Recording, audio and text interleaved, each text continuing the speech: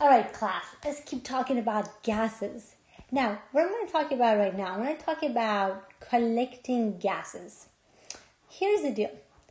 The deal is because gases have a small density, it's not very practical to collect them.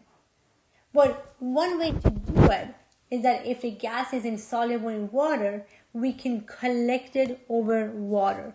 So we can collect gases over water. And over water is the key word to look for. Okay? Now, sometimes when a gas is produced in a chemical reaction, we can collect the gas by water displacement. For example, let's say we have this reaction going on. We have Mg plus H2O. If you have Mg plus H2O, the product would be magnesium hydroxide plus H2 gas. Okay? So H2 gas is going to be a product. So if a gas is produced in a chemical reaction, in a chemical equation, we can collect them by water displacement. We can collect them by water displacement. And you've done water displacement before. So let's go over what I mean by that. So we can collect this gas by water displacement. We can collect the gas by water displacement. Now check this out, okay? So over here, I have water and I'm going to have magnesium in here also. So this reaction is happening. As this reaction is happening, H2 is produced in this chemical reaction. Now, because H2 is produced in this chemical reaction, H2 is insoluble in water, I'm going to have H2 gas here. Now what happens is over time, as more and more and more H2 is producing, is going to do water displacement. The volume of water is going to go down and more of the H2 gases is going to be formed over here. Okay, so again, a gas is produced in a chemical reaction. You can collect it by water displacement over water. Yeah? Okay, perfect. Except there is one tiny problem. So the green, these are H2 gas. Here's the problem. Let's say I want you to try something out. Go get a glass of water and mark the volume of the water in your glass. Leave it outside for me for a couple days. In a couple days, when you go back to the glass of water, you will see that the volume of water has come down. The volume goes down. Try that. It will be really cool. Do a little experiment. So the volume of water goes down. Why is that? Here's why. What happens is when you have water liquid, over time, some of the water liquid are going to get enough energy to go to the gas phase, okay? So over time, some of the water liquid will get enough energy, even at room temperature, to go to the gas phase. So this is a little bit convoluted. We are forming H2 gas. I'm collecting H2 gas over water, but because it's over water, the other thing that I have to care about, that every time you collect something over water, you will also have some H2O vapor. You will also have some H2O vapor in there. You will also have some H2O vapor in there. I will also have some H2O gas in there. So it's not just pure H2 that I'm collecting H2 gas and I'm collecting H2O gas. So far, so good. Okay, hopefully the concept makes sense. Now let's do a practice problem. Here is our practice problem. Now when you read this practice problem, the keyword that I want you to pay attention to, don't even read the entire question, just skim it. When you skim this question, you go, ooh, collected over water. And we said that's very key. So anything that is collected over water, that's going to be key. Okay? Now, read this problem. When you read this problem, you can probably tell me, is this a changing problem? No. not a changing problem because nothing is really changing, right? So if it's not a changing problem, what that means is this is going to be a straight up PV and RT, right? Okay, you know how to do this. I'm going to write down PV and RT because it's not a changing problem. And what are we looking for? What is the variable we're looking for? What we are looking for is volume, right? They ask you what is volume, okay? So I'm going to isolate volume and RT over P. That's perfect. Now I'm going to plug in numbers. The first thing I have to plug in is moles. Okay. Now remember, we're looking at the volume of H2. We're looking at the volume of H2. I know this sounds crazy, but I have to repeat this every time. Don't forget, ideal gas law is for gases. Ideal gas law is for gases, right? So what I'm looking for here is the volume of H2 gas. Okay. Well, I don't have the moles of H2 gas, but what do I have that could help me out? I have the grams of Fe. That's good enough, right? Yeah, because you know how to do this. So if you have the grams of Fe, you can convert that to moles of H2. Remember that from previous chapter. Every time they give you one thing, they give me the kilograms of Fe. But what I need is moles of H2. When they give you one thing, but they ask for something else, you have to use hashtag mole ratio. It gets a hashtag because it's very important. So every time they give you one thing, they ask for something else, you have to use hashtag mole ratio. I have to use a mole ratio here. Now, because I need to use mole ratio, I need to convert it to moles. So I'm going to write down what's given to me, which is 1.00 kilograms of Fe. Okay. Do you like kilograms? No, you probably don't, right? What do we like? We like grams because molecular weight is moles per gram. So I don't like kilograms. Goes down here. Grams goes on top. This is great because now I can cancel out kilograms. What's the conversion between kilograms and grams? Remember, kilograms is a larger unit. So you always put a 1 next to a larger unit. 1 kilogram is 1,000 grams. Okay. Again, grams I don't want. I'm trying to get to moles so I can do a mole ratio. How do I convert gram to moles? You know that. Molecular weight. Gram comes here. Mole goes on top. 1 mole of Fe is 55.8 grams. So now I converted gram to moles using molecular weight, but Fe is not what I want. What I want is H2, so I have to use hashtag mole ratio. So mole of Fe goes here, moles of H2 goes on top, so I can cancel out the moles of Fe and I end up with moles of H2. Now, how do I find out the mole ratio? Coefficients or the mole ratio. Coefficients or the mole ratio. Coefficients or the mole ratio. Don't forget that. So I have 4H2 for 3 Fe. Okay, so it will be 3 over here and it will be 4 over there. Perfect. Now everything is good. Now what you're going to do when you multiply everything on top, divide by the bottom, what you get is 23.9 moles of H2. Okay, that's what I want. So I have moles of H2. I'm going to come up here.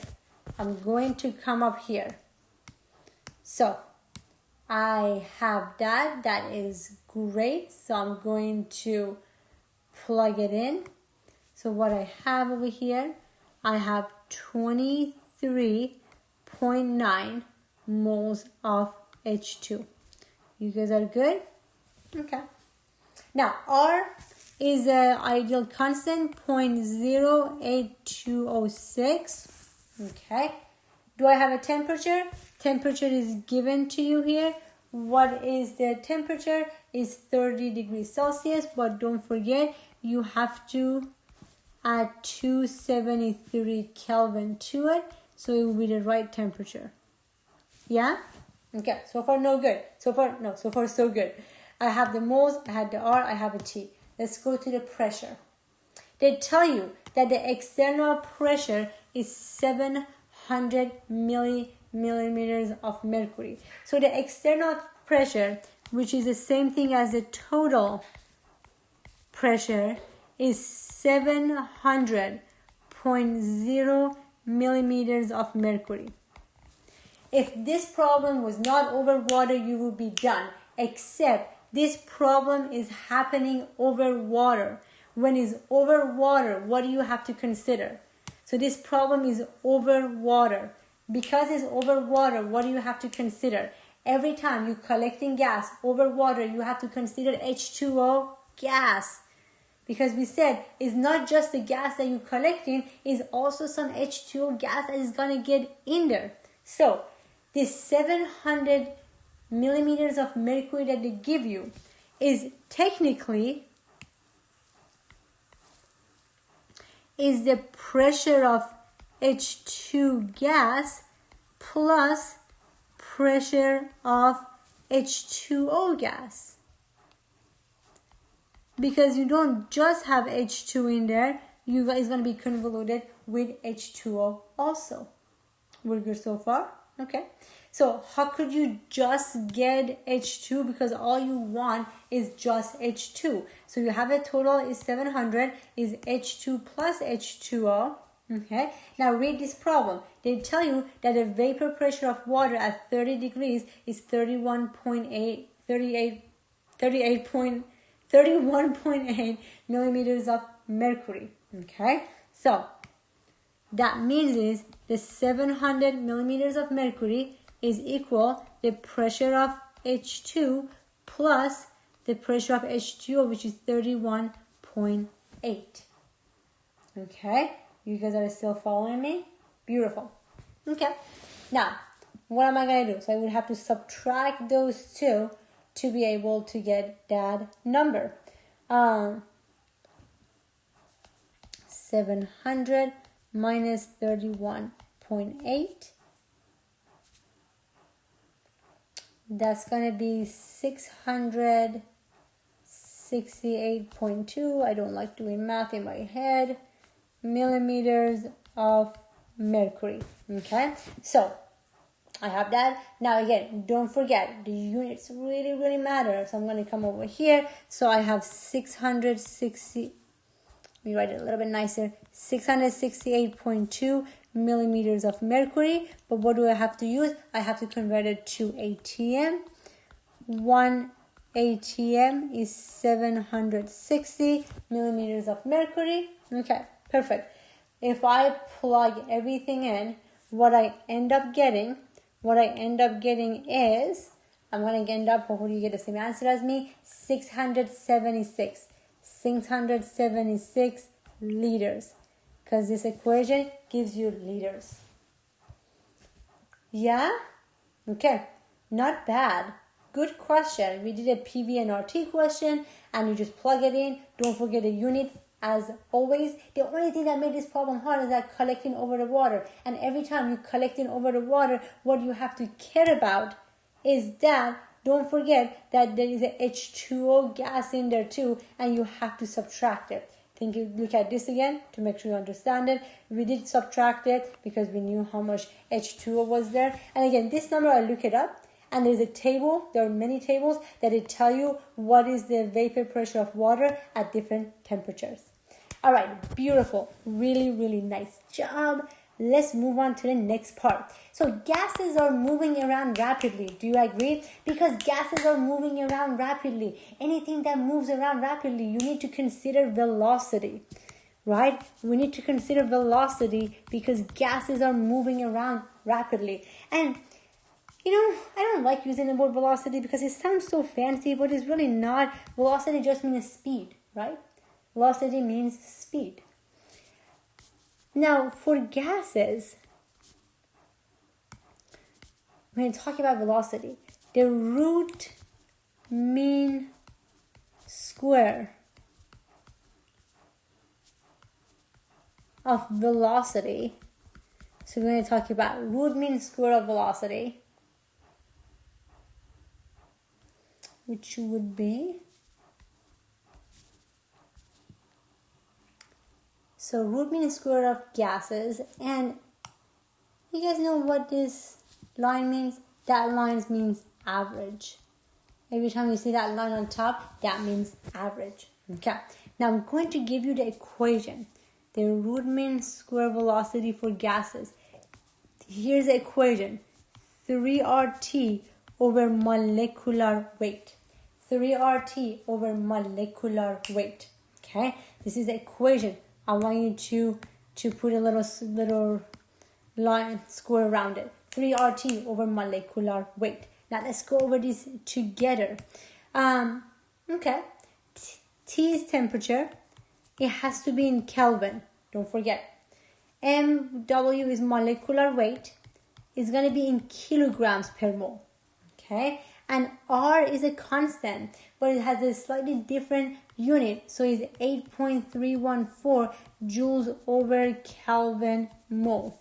Okay. Now again, we used to 0.08206. That has a different unit. Now we need joules Kelvin mole. So 8.314. This is the constant you use for velocity of gases. Okay.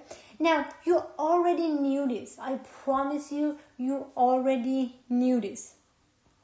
Because what happens when gases have a high molecular weight?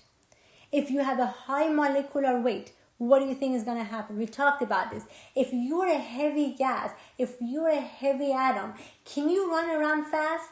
No, you probably can't, right? Most of the, like I said, elements, atoms are like human beings, right? If you're lighter, we can run around faster. If you're bigger, we can't run around as fast. Exactly the same idea here. Now, I'm going to look at this from this perspective. Here, if you look at this, if the molecular weight comes down, that means the velocity goes up. So if you're a lighter gas, you're going to have a high velocity. You're going to run around faster. If this goes up, the velocity is going to come down. So far, so good. Okay. So don't forget, if the molecular weight comes down, that means the velocity is going to go up. And the other way around, molecular weight goes up, the velocity comes down. High molecular weight, you can't really run around fast. So far, so good. Okay. So gases, we have to care about velocity because they're running around fast in the room right now. Now, next one we're going to talk about. We're going to talk about Graham's law of diffusion and effusion. Diffusion and effusion. Again, you already know this. I promise you already know this. We talked about this, things diffusing, right? So diffusion and effusion. Let's go over what these means. Diffusion is a process of gases filling the box, okay? Let's say I have helium gas and I have xenon gas. These gases are going to fill up the box. The process of gases filling the box. Now, effusion is a process of gases escaping the box from the hole. The gases are going to find a hole and it's going to escape the box. So these gases are going to escape the box. That's effusion. Okay? All right. Now, I have a question for you. If we have the same temperature, which one do you think is going to fill the room faster? Helium or xenon gas? Which one is going to fill the room faster? The answer is helium. Helium is going to fill the room faster. Why is that? We just talked about it. If you're a lighter atom, if you have a lower molecular weight, that means you can run around faster. If you run around faster, you're going to be able to fill up the box faster. The same as effusion. If you're a lighter atom, you're running around faster. You have a higher chance of finding that hole and getting out of there. So far, so good? Okay. So if it's same temperature, the lighter atom, the lighter gas is going to fill up the room faster. We're good? Okay. Now, so we have two gases here, and we decided the one with the lower molecular weight is going to fill up the room faster. Now, we're actually going to put equation to this, right? If you're comparing two gases, here we're comparing xenon and helium. If you're comparing two gases, that means rate 1 over rate 2 equals molecular weight 2 over molecular weight 1. Now, before you get confused, and I will explain this, let's put a box around this. Do you remember that when we talked about velocity, and that was, we just did that, when we talked about velocity, we said the velocity of gases is 3 RT over molecular weight. Yes? We said the velocity of gases is 3 RT over molecular weight. Now, I said we have the same temperature. If you're in the same room, that means you are going to have the same temperature, right? If both gases are in the same room, that means you're going to have the same temperature. So that means the temperature goes away and R is a constant, so this will go away. So now when we compare two gases, the only thing that matters is the molecular weight. We're not in the same room. So if you're in the same room, that means you have the same temperature. So now when you're comparing gases, the only thing that matters is the molecular weight. So comparing the molecular weight will tell you which one is going to fill up the room faster, which one is going to have a faster diffusion or effusion. We're good? Beautiful. Let's do a practice problem to see how we use this. Okay, so when you read this question, we have two gases, right? We have the H2 gas and we have a HF gas. And then they're asking you how many times faster or slower will H2 pass through a pinhole than HF. Let's answer this conceptually first. Which one is going to be faster, H2 or HF? What do you think? Tell someone next to you. Your roommate, your housemate, your sibling, if you can find someone, tell them right now, which one is going to be faster? Hopefully you said the right answer, which is H2. H2 is going to be faster. Why is H2 going to be faster? Because it has a lower molecular weight. The smaller atom, the lighter atom is going to run around faster. So it can find a hole and get out of the room or fill up the room faster. So far, so good? Okay. So conceptually, we're good. This was conceptually. Conceptually, we're great. We know H2 is going to be faster. But it asks us, well, how much faster? To do that, you know the equation. Molecular weight 2 over molecular weight 1 is going to give you the ratio. Now, if you wanted a ratio to know how much faster is the lighter guy is going to be, what you're going to do, put the heavier molecular weight on top. So put the heavier molecular weight on top. If you do that, then you get a ratio that's going to tell you how many times faster is the lighter atom or it's going to be. So far, so good? Okay. Now, what is the molecular weight of HF? That's my heavier atom. That's my heavier molecule. Okay, look it up. The molecular weight would be 20. The molecular weight of H2 is 2. If I take a square root of that, it would be 3.2. So what does that mean? That means H2 is 3.2 times faster than HF. And as long as you put the heavier atom on top, then you get a ratio that tells you how many times faster is the lighter atom is going to be. Yeah, so far so good. Beautiful. Now I'm actually going to give you a take-home problem, yeah? Even though you're home right now, it would be still a take-home problem, stay-at-home problem. Alright, do this problem, and I'm about to put, and the next time, the first time before I start the lecture, I'm gonna do it. I'm gonna review the problem. All right, here is a take-home problem. Right? Do me a favor. Do this take-home problem. Spend some time on it. Do this take-home problem, and the first thing we're gonna do next time, we are going to review this. I will see you next time. Do the second problem.